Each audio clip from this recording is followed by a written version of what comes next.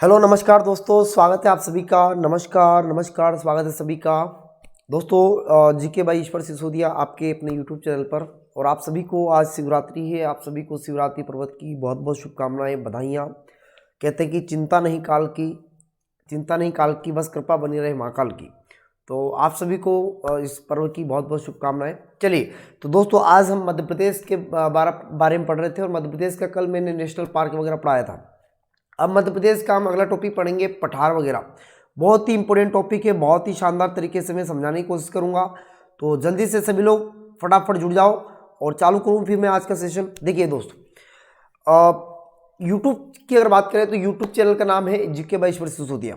काफ़ी बच्चों ने इसको चैनल को सब्सक्राइब नहीं किया है, क्योंकि देखो ग्रुप में भी काफ़ी बच्चे जुड़े हैं फिर भी सब्सक्राइब नहीं किया, पता नहीं क्यों नहीं कर रहे। और हो सकता है आपने देखा नहीं हो, आप एक्टिव नहीं हो।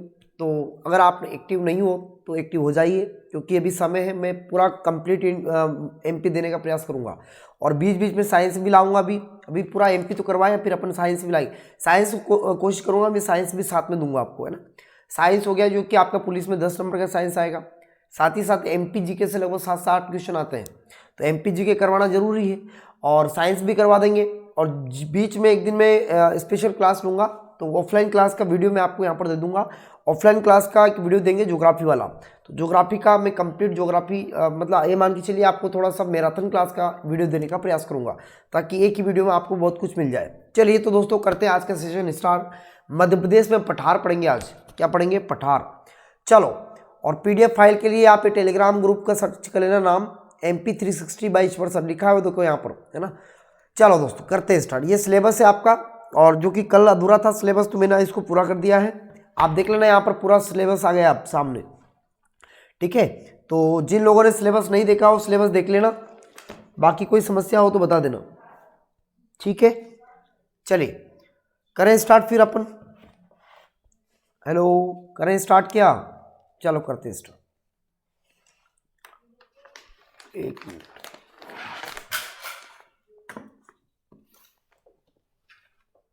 चलो, देख लिया सिलेबस? आप लोगों ने सिलेबस देख लिया? चलो, तो देखिए दोस्तों, ये आपका सिलेबस हो गया मध्य प्रदेश जीके का। और मध्य प्रदेश का सिलेबस टोटल आप देख पा रहे होंगे यहाँ पर। चलिए, तो आज हम स्पेशली पठार के बारे में बात करेंगे।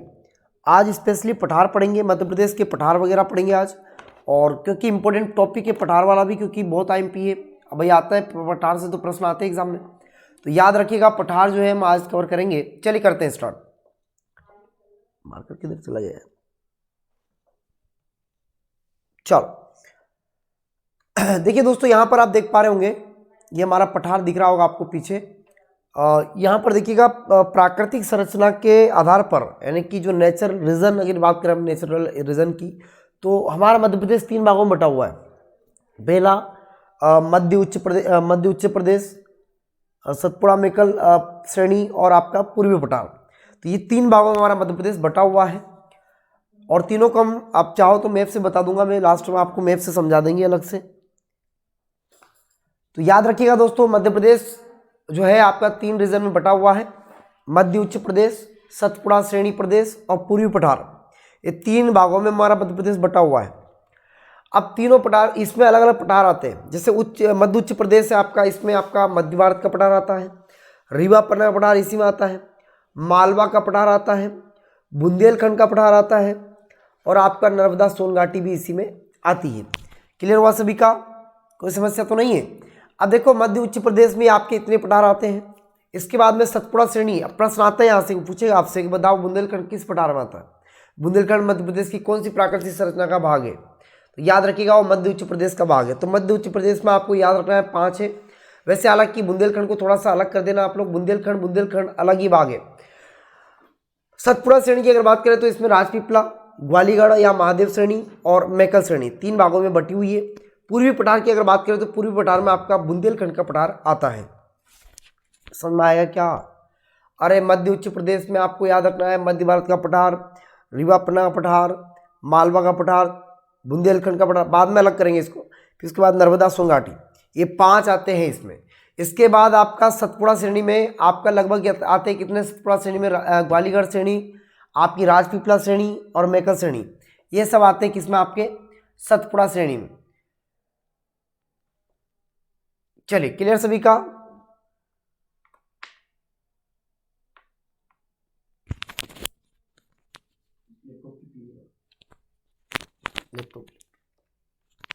चलिए करें स्टार्ट।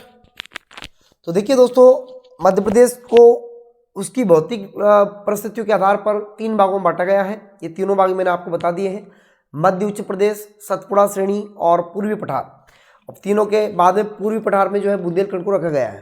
हालांकि यहाँ से बुंदेलखंड आप हटा देना, कोई समस्या नहीं है। चलो अब आगे बढ़े अपन। अब देखिए दोस्तों, मध्य उच्च प्रदेश की अगर बात करें हम, तो मिडिल हाई रीजन की अगर बात करें तो मध्य उच्च प्रदेश किस आकार का, ये प्रश्न आ चुका है एग्जाम में कि मध्य उच्च प्रदेश जो होता है वो किस प्रकार का होता है, भाई उसका प्रकार कैसा, उसका आकार कैसा है। तो याद रखिएगा, मध्य उच्च प्रदेश जो है वो त्रिभुज आकार का है। आप देखना ऊपर वाली जो टोपी बनी होती है मध्य प्रदेश की, ऊपर वाला जो हिस्सा है ऐसा लगता है जैसे त्रिभुज आकार का है। तो वाकई में त्रिभुज आकार का ही है। एक पठारी प्रदेश है जो नर्मदा सोन घाटियों तथा अरावली श्रेणियों के बीच में स्थित है। नर्मदा सोन घाटी के उत्तर में स्थित कैमूर भांडेर, ये मांडेर लिखा है, भांडेर एक्चुअल में ये कैमूर भांडेर तथा विंध्याचल पर्वत श्रेणियां मध्य उच्च प्रदेश का ही भाग है। इन पर्वत श्रेणियों से निकलने वाली प्रमुख नदियां हैं जिसमें चंबल है, केन है, काली सिंध है, बेतवा, पार्वती है ना, उत्तर की ओर प्रवाहित होती है। यमुना नदी जो है आगे जाके सारी यमुना में जाके मिल जाती है, जैसे बेतवा यमुना की सहायक नदी है, चंबल यमुना की सहायक नदी है, काली सिंध, पार्वती, ये सब चंबल की सहायक नदियां हैं और सब मिल जाती है किसमें, आपकी यमुना में। इसी कारण मध्य उच्च प्रदेश को गंगा का बेसिन माना जाता है। अगर आप देखोगे तो जो अपना ग्वालियर वाला पार्ट माना जाता है तो इसको गंगा और सिंधु का बेसिन प्रांत माना जाता है, याद रखिए आप लोग। इसके बाद दोस्तों ध्यान देते आगे, और अगला हमारा देखिए आप लोग, मध्य भारत का पठार जिसमें आपका चंबल उपद्रव आंध्र प्रदेश आता है, रीवापन्ना पठार जिसे विंध्य कगारी बोलते हैं, रीवापन्ना पठार का ही नाम है विंध्य कगारी। उसके बाद मालवा का पठार है, बुंदेलखंड का पठार है, नर्मदा सोन घाटी है, ये सब आपके इसी भाग में आते हैं। आगे हम इनको अलग करेंगे। देखिए अब इन प्रदेशों में निम्नलिखित वर्गों में बांटा गया, जैसे कि आप देख पा रहे होंगे, मैप यहाँ पर दिख रहा होगा आपको। तो देखिए दोस्तों, मैप को मैं जूम कर देता हूँ। देखिए यहाँ पर आपको दिख रहा होगा, ऊपर आप देखिए, ऊपर आपको दिख रहा होगा मध्य भारत का पठार। इसके बाद इसमें बुंदेलखंड का पठार भी आ रहा है और बुंदेलखंड का पठार भी यहाँ तक फैला हुआ है, देखिए आप। इसके बाद में आपका रीवापन्ना पठार, इधर साइड में आपको रीवापन्ना पठार दिख रहा होगा, देखिए पीछे की साइड में। उसके नीचे आपको यहाँ पर देखिए आप लोग बाघेलखंड का पठार, नीचे मेकल श्रेणी, माधव श्रेणी, ग्वालीगढ़ और राजपीपला श्रेणी। इधर आपका मालवा पठार आ गया और नर्मदा सोन घाटी यहाँ से निकल के जा रही है। कोई समस्या? तो ये थोड़ा सा आपको याद रखना है कि ये हमारा इस तरह से बटा हुआ है भाग, है ना, ये मैप में बता रहा हूँ मैं आपको। क्लियर सभी का? चलो अब इनको देखते हैं एक एक। अब दोस्तों आगे बढ़ते हैं अपन और आगे देखते हैं। सबसे पहले हम पढ़ेंगे मध्य भारत के पठार के बारे में, जिसे चंबल उप आंध्र प्रदेश भी बोलते हैं, इसी का नाम है। कभी कभी मान लो कंफ्यूजन करने के लिए आपको ये नाम दे सकता हो, भाई आपसे पूछ सकता है चंबल उप आंध्र प्रदेश किसे बोलते हैं, तो मध्य भारत का ही नाम है ये, ठीक है ना। मध्य भारत के पठार का ही नाम क्या है? चंबल उप आंध्र प्रदेश। अब दोस्तों मध्य भारत के पठार का विस्तार पूर्व में तो बुंदेलखंड के पठार से, पश्चिम में राजस्थान की उच्च भूमि तथा उत्तर में यमुना के मैदानों से और दक्षिण में इसके मालवा का पठार पड़ता है। मतलब मालवा के पठार से जो ऊपर वाला हिस्सा है ना, डायरेक्ट उसकी बात हो रही है, मतलब जिसमें आपका ग्वालियर है, भिंड है, श्योपुर है, मुरैना है ना, शिवपुरी है, ये सब इसी में आते हैं। देखो इसमें और भी कौन कौन सा, देखो आप भिंड आ रहा है, भिंड जिसमें सबसे कम वर्षा होती है, और मुरैना है, ग्वालियर है, गुना है, शिवपुरी है, नीमच, मंदसौर, ये जो आते हैं ना, ये सब इसी के भाग माने जाते हैं। इस क्षेत्र में लगभग 75% सेंटीमीटर औसत वर्षा होती है। इस क्षेत्र की प्रमुख नदियाँ पार्वती है, कुनू है, कुंवारी है, काली सिंध है, ये सारी इस क्षेत्र की नदियाँ हैं। आप जानते हैं शिवपुरी के पठार से 2 नदियाँ निकलती है, एक का नाम कुंवारी और एक का नाम कुनू है। कुंवारी तो ऊपर चली जाती है, सिंध में मिल जाती है, जबकि कुनू नदी जो है ना, ये आपके श्योपुर से होती हुई जाती है पालनपुर से, और पालनपुर से होती हुई जाकर मिल जाती है किसमें? चंबल में। तो ये थोड़ा सा आपको याद रखना है। क्लियर सभी का?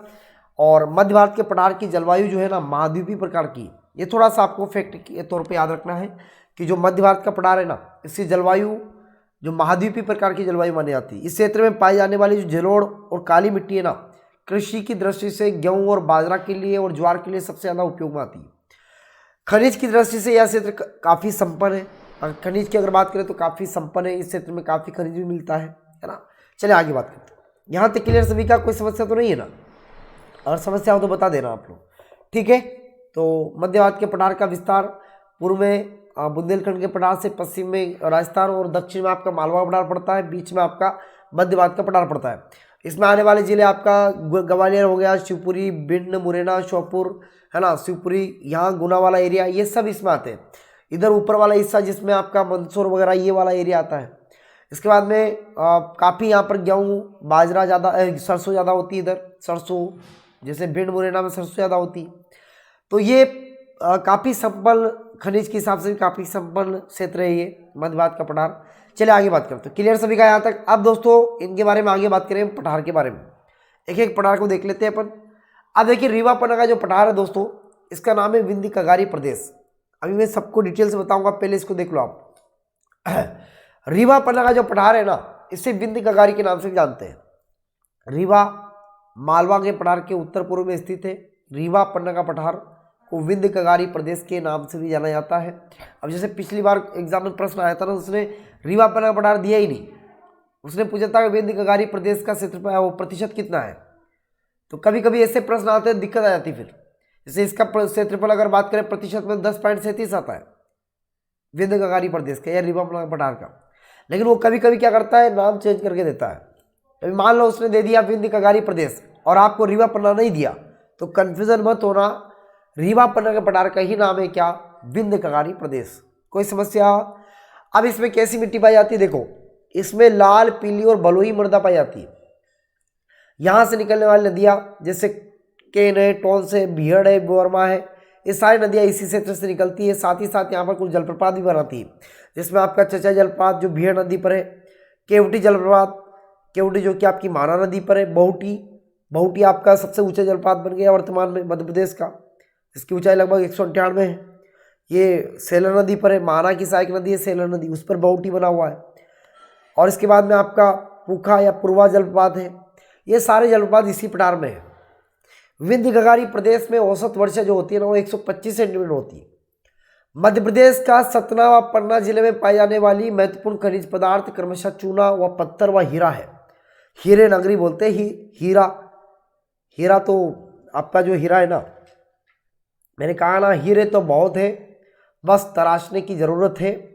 सपने तो बहुत है, हकीकत बनाने वालों की ज़रूरत है। गिराने वालों की कोई कमी नहीं, बस उठाने वालों की ज़रूरत है ना। हुनर की कहाँ कमी है साहब, हुनर तो बहुत है, बस पहचानने वालों की ज़रूरत है। तो हीरा जो है ना, हीरा को तराशने की ज़रूरत है बस। कहते ही दोस्तों हीरा जो नगरी है ना, वो आपकी पन्ना को बोला जाता है, हीरा नगरी पन्ना है। और सतना और पन्ना में काफ़ी मात्रा में हीरा पाया जाता है। हीरे को पढ़ाऊँगा, खनिज पढ़ाऊँगा तो मैं हीरे को डिटेल से पढ़ाऊँगा आपको, है ना। हीरे को बहुत डिटेल से पढ़ेंगे अपन। तो सभी कोहिनूर हीरो को मैं बोलना चाहता हूँ कि सतना और पन्ना में हीरे की खदानें बहुत ज़्यादा है, और हीरा नगरी भी पन्ना को बोला जाता है। अगर देश में अगर कहीं बात करें हीरे की, तो सबसे ज़्यादा हीरा उत्पादन मध्य प्रदेश में ही होता है। अगर बात करें दोस्तों चूना पत्थर भी यहाँ पर, हमारे यहाँ पर चूना नगरी जैसे कटनी चूना नगरी बोला जाता है, कटनी से सर्वाधिक चूना निकलता है ना। तो ये आपको थोड़ा सा याद रखना है रीवा पन्ना के पठार के बारे में कि यहाँ से ये होता है। अब देखो दोस्तों, हम अब देखेंगे बुंदेलखंड के पठार को। बुंदेलखंड का पठार का विस्तार मध्य प्रदेश के मध्य उत्तरी भाग में है। इस पठार के पूर्व में बघेलखंड का पठार और पश्चिम में मध्य भारत का पठार, उत्तर में यमुना का मैदान और दक्षिण में विंध्याचल पर्वत स्थित है। इसकी औसत जो ऊंचाई है ना, उत्तर में ये 150 मीटर ऊंचा है, 150 मीटर से लेकर दक्षिण में ये लगभग 400 मीटर ऊंचा है। तो याद रखिएगा इसके बारे में, थोड़ा सा ऊंचाई के बारे में प्रश्न आ सकता है। इसकी ऊंचाई, औसत ऊंचाई उत्तर में तो 150 मीटर है और दक्षिण में 400 मीटर। सिद्ध बाबा की अगर बात करें, चोटी है दोस्तों यहाँ पर, सिद्ध बाबा की चोटी, भाई यहाँ की सबसे ऊंची चोटी है सिद्ध बाबा की चोटी। सिद्ध बाबा की चोटी की ऊंचाई लगभग 1172 मीटर है। इस पठार की सबसे ऊंची जो चोटी है ना, पर्वत चोटी, जिसका ढाल उत्तर की तरफ है, वो आपकी सिद्ध बाबा की चोटी है। सबसे ऊंची चोटी बुंदेलखंड के पठार की, तो याद रखना सिद्ध बाबा की चोटी। ऊंचाई कितनी? 1172 मीटर है। बुंदेलखंड के पठार का निर्माण जो हुआ ना, वो ग्रेनाइट निस चट्टानों से हुआ है। ये थोड़ा सा आपको याद रखना है कि बुंदेलखंड का जो निर्माण हुआ है पठार का, वो किससे हुआ है? ग्रेनाइट या निस चट्टानों से हुआ है। इस क्षेत्र की प्रमुख सहायक नदी, इस क्षेत्र से निकलने वाली जो नदियां है ना, इसमें देखो आप तो एक तो सिंध नदी निकलती है यहाँ से, बेतवा निकलती है यहाँ से, केन यहीं से निकलती है, बीना और धसान भी यहीं से निकलती है। धसान और बीना दोनों आपकी बेतवा की सहायक नदियाँ जो सागर में आके मिलती है, तो निकलती तो आपके बुंदेलखंड से ही है। इसके बाद में ध्यान दीजिएगा दोस्तों, इस क्षेत्र की प्रमुख नदियाँ हो गई। यहाँ की औसत वर्षा जो है लगभग 70 से लेकर 100 सेंटीमीटर की वर्षा होती है। इस क्षेत्र की प्रमुख फसल जो है ना, ज्वार है, तेंदुपत्ता है, ये सारी फसल इसमें आती है। और बुंदेलखंड में काफ़ी फसल वैसे और भी होती है, जहाँ पर अलसी ज़्यादा होती है, चावल होते हैं इधर। चावल हालांकि रीवा में ज़्यादा होते हैं, रीवा पन्ना के पठार में।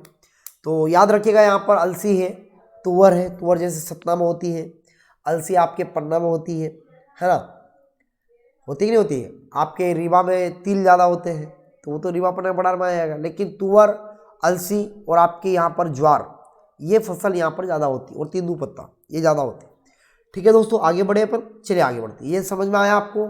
एक बार और रिवीजन कर लेना इसका पीछे करके थोड़ा वीडियो को, अगर नहीं समझ में आया हो तो। चलो आगे बढ़ते। अब है मालवा का पठार।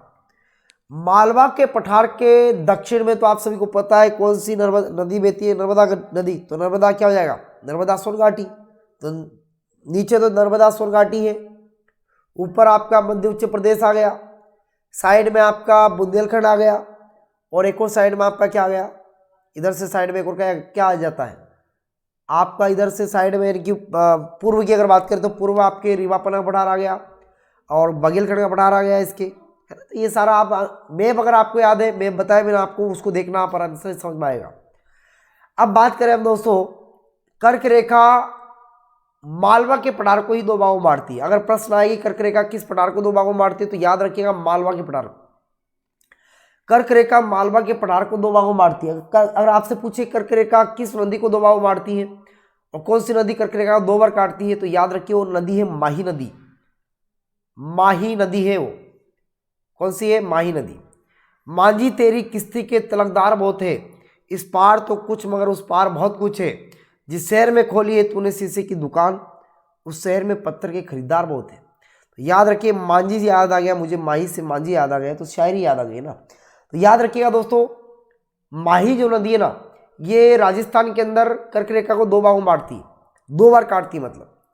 तो माही नदी पूछे तो माही बताना है, और अगर आपसे पूछे पठार के कौन सा पठार है तो आपको मालवा बताना है। माह से माही, माह से मालवा, दोनों कर्क रेखा को 2 बार काटते। ठीक है जी, क्लियर सभी का? ये नहीं काटता, ये तो कर्क रेखा इसको काटती है, मालवा के पठार को कर्क रेखा काटती है, जबकि नदी कर्क रेखा को 2 बार काटती है। ये थोड़ा सा आपको याद रखना है।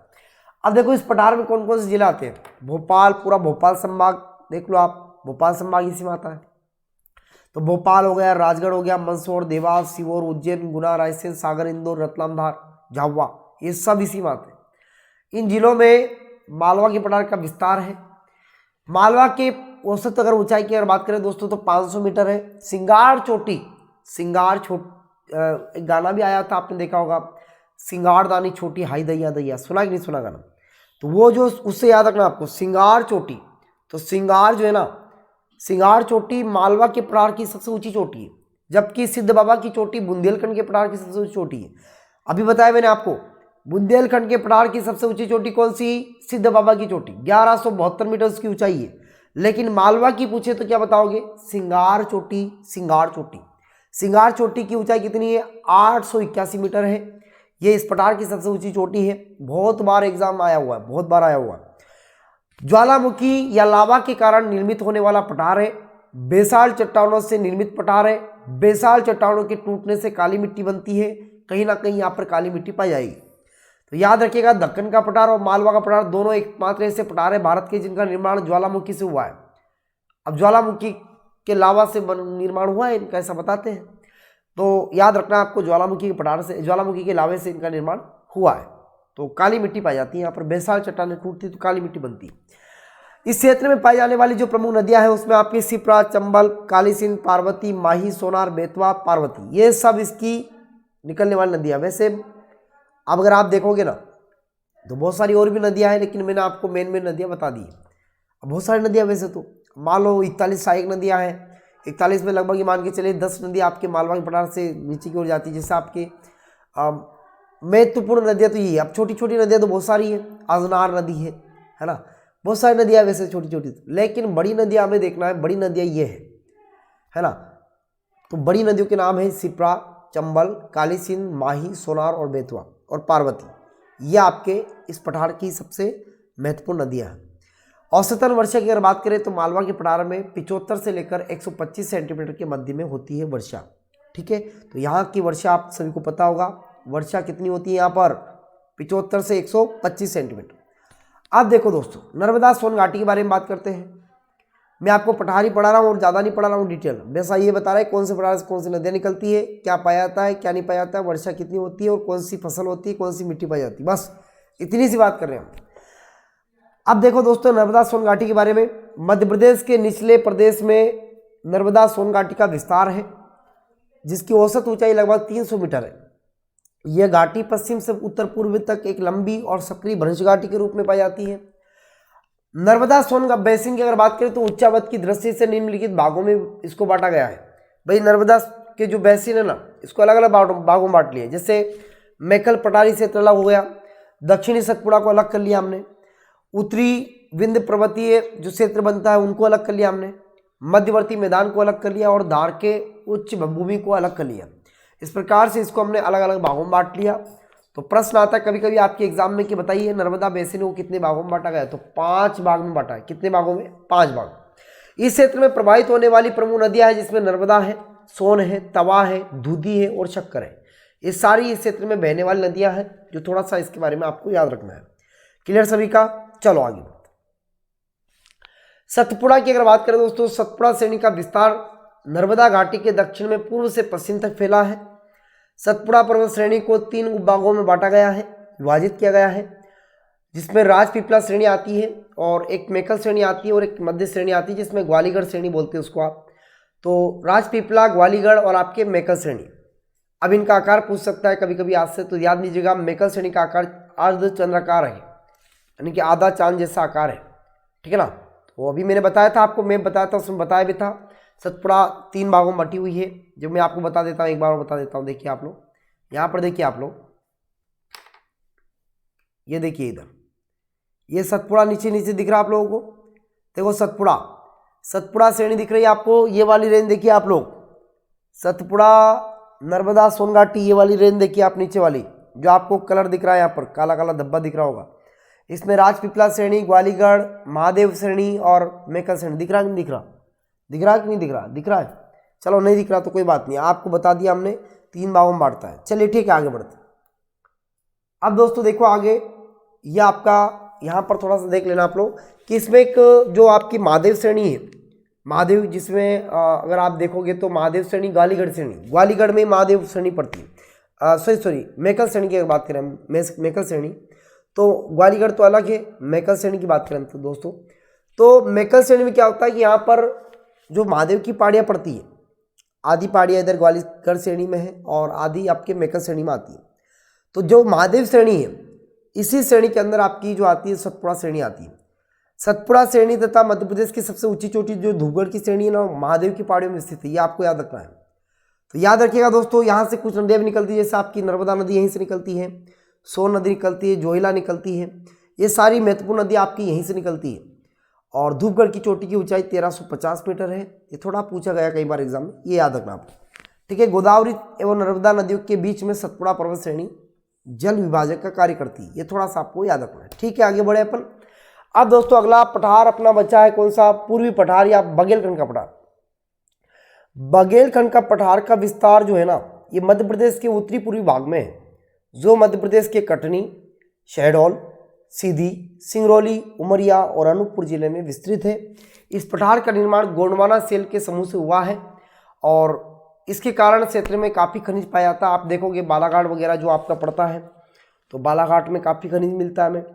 और बीच जो जैसे छिंदवाड़ा है, काफ़ी खनिज पाया जाता है, छिंदवाड़ा, बैतूल, और खैर ये तो इधर आ जाते हैं। लेकिन बघेलखंड में जैसे आपका जो आपका बघेलखंड में और भी जैसे आपका आते हैं मंडला वगैरह है ना, उमरिया वगैरह, ये आपके याद रखना बघेलखंड के भाग है। और इस क्षेत्र की जलवायु मानसूनी होने के कारण इस क्षेत्र में जैव विविधता भी अधिक है। मतलब जैव विविधता का मतलब होता है बायोडाइवर्सिटी, है ना। तो याद रखिए कहीं ना कहीं बायोडाइवर्सिटी यहाँ पर ज़्यादा है और यहाँ पर जैव विविधता अधिक है। और यहाँ पर पाए जाने वाले जो प्रमुख वृक्ष है उसमें आपका सागौन, साल और तेंदुपत्ता, जो कि महत्वपूर्ण वन है ना, इनकी लकड़ी बड़ी कीमती होती है। तो दोस्तों याद रखिएगा, पूर्वी पठार और बघेल का पठार जो है यहाँ पर की, यहाँ की जलवायु वगैरह जैसी है। ये कौन कौन से जिले आते हैं इसमें, तो सिंगरौली, शहडोल, सीधी, उमरिया, अनूपपुर वगैरह ये जिले इसमें शामिल हैं। ठीक है, आगे बढ़ते दोस्तों। तो आज के लिए इतना ही है, और अभी ये तो छोटा सा पार्ट था, ये छोटा सा वीडियो बनाया मैंने आप लोगों के लिए, केवल इसमें पठार ही है, और बाकी तो मैं आपको आगे और बता दूंगा। ठीक है, बहुत बहुत धन्यवाद, आज के लिए इतना ही है, और फिर अपन मिलते हैं नेक्स्ट सेशन में। तब तक के लिए नमस्कार, जय हिंद, जय भारत दोस्तों। आपको आज के लिए इतना ही है। चलिए, क्लियर सभी का। तो अगर नहीं समझ में आए तो एक दो बार देखना है इसको अच्छे से, मैं कहता हूँ आ जाएगा समझ में ना। तो ठीक है, थोड़ा सा चैनल को लाइक सब्सक्राइब कर दिया करो। देखो, सब्सक्राइब करने में कोई पैसे नहीं लगते। अगर आपको जो भी अच्छा लगता है ना, जिस किसी भी का भी अगर आपको एजुकेशन सिस्टम अच्छा लगता है, जो अच्छा पढ़ाता है, उसको करो आप सब्सक्राइब। मैं कहता हूँ जो भी आपको कोई भी टीचर अच्छा पढ़ा रहा है उसको सब्सक्राइब करो आप। सब्सक्राइब करने में कोई पैसे नहीं लगते, ना आपके लगेंगे। अगर कोई खर्चा हो तो बताना मुझे, नहीं लगते हैं पैसे, तो कर दिया करो। अच्छे टीचर आपको अच्छी चीज़ देंगे, बुरी चीज़ें तो देंगे नहीं, है ना। तो बहुत बहुत धन्यवाद। क्लास को रोज़ देखने के लिए चैनल को सब्सक्राइब कर लेना। और हमारा ये PDF प्राप्त करने के लिए आपको कल की PDF दे दी थी मैंने, आज की भी दे दूंगा। ये MP360 बाई ईश्वर सर जो चैनल है हमारा, ये टेलीग्राम है, इसको आप ज्वाइन कर लेना। सर्च करना, टेलीग्राम सर्च कर लेना, आपको मिल जाएगा वहाँ पर। ठीक है, तो बहुत बहुत धन्यवाद दोस्तों। नमस्कार, राम राम सभी को, जय हिंद, जय भारत। आज के लिए इतना ही, बहुत बहुत धन्यवाद।